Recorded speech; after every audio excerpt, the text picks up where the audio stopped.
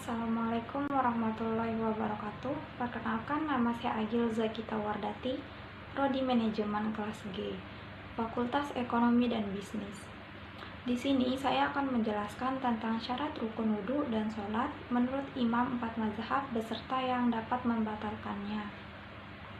Syarat wudhu secara umum itu ada 5, yaitu yang pertama Islam, kedua balik, yang ketiga bersih dari haid dan nifas, yang keempat menggunakan air suci dan mensucikan, yang kelima tidak ada yang menghalangi air sampai ke kulit, misalnya cat, getah, dan sebagainya. Menurut Imam Hanafi, rukun wudhu itu ada 4, yaitu 1. Membasuh muka, 2. Membasuh tangan, 3. Mengusap kepala, dan yang terakhir membasuh kaki. Menurut Imam Maliki, rukun wudhu itu ada 7, yaitu 1. Niat, 2. Membasuh muka, 3. Membasuh tangan, 4. Mengusap kepala, 5.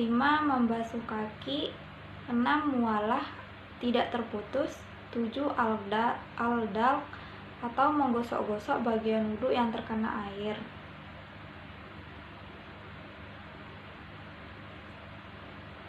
Rukun wudhu menurut Imam Syafi'i dan Imam Hambali itu sama, yaitu 1. Niat, 2. Membasuh muka, 3. Membasuh tangan, 4. Mengusap kepala, 5. Membasuh kaki, 6. Tertib. Ada pula yang dapat membatalkan wudhu menurut imam 4 mazhab. Yang pertama itu menurut Imam Hanafi. Ada pula hal-hal yang dapat membatalkan wudhu ada 3, yaitu 1. Keluarnya sesuatu dari kubul dan dubur, 2. Bersetubuh, 3. Tidur berbaring dan bersandar. Menurut Imam Maliki, ada pula hal-hal yang dapat membatalkan wudhu. Yang pertama, keluar sesuatu dari kubul dan dubur, 2. Menyentuh perempuan, 3. Tidur, 4. Menyentuh kemaluan.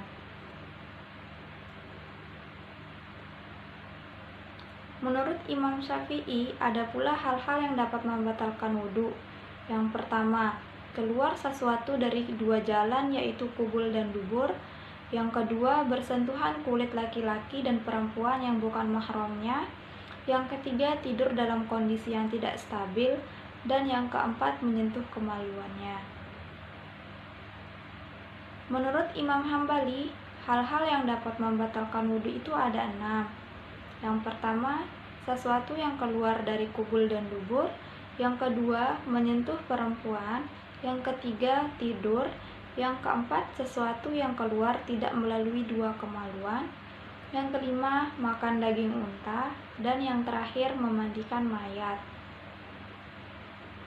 Syarat sholat. 1. Suci dari hadas, kecil maupun besar, dan suci dari najis. 2. Menutup aurat.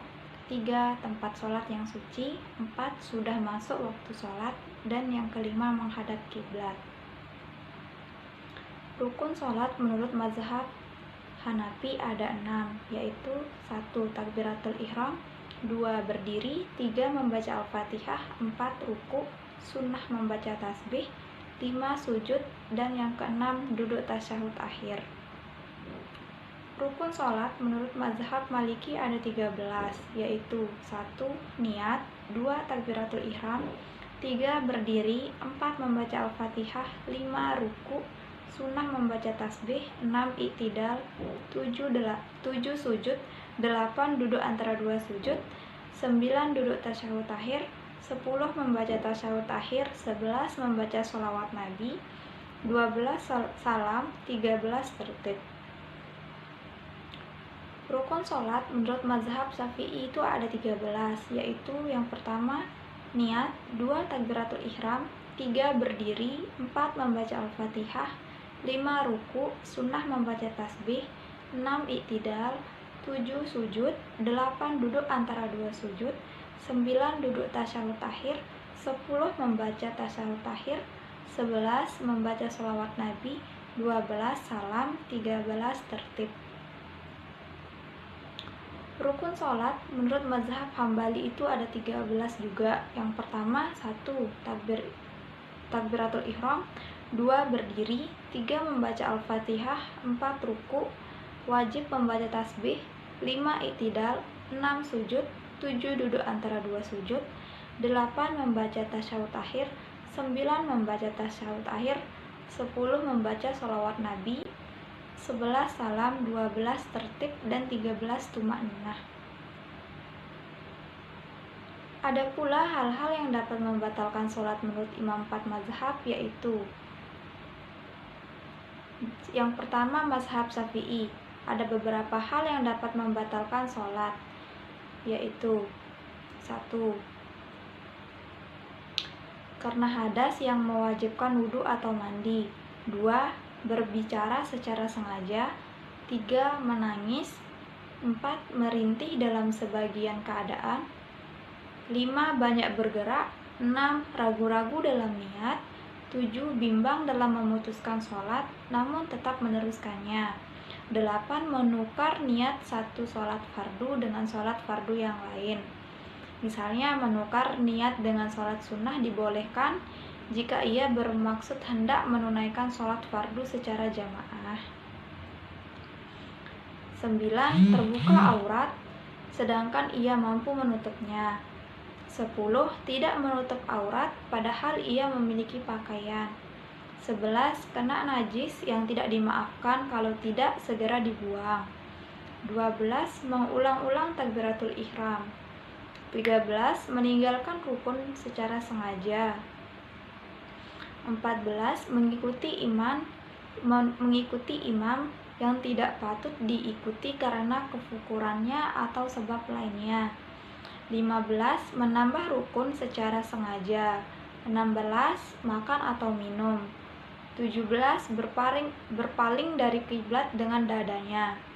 18. Mendahulukan rukun fi'li dari yang lainnya.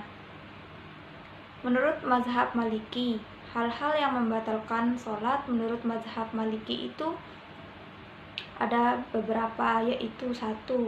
Meninggalkan sholat rukun dengan sengaja, menambah rukun dengan sengaja.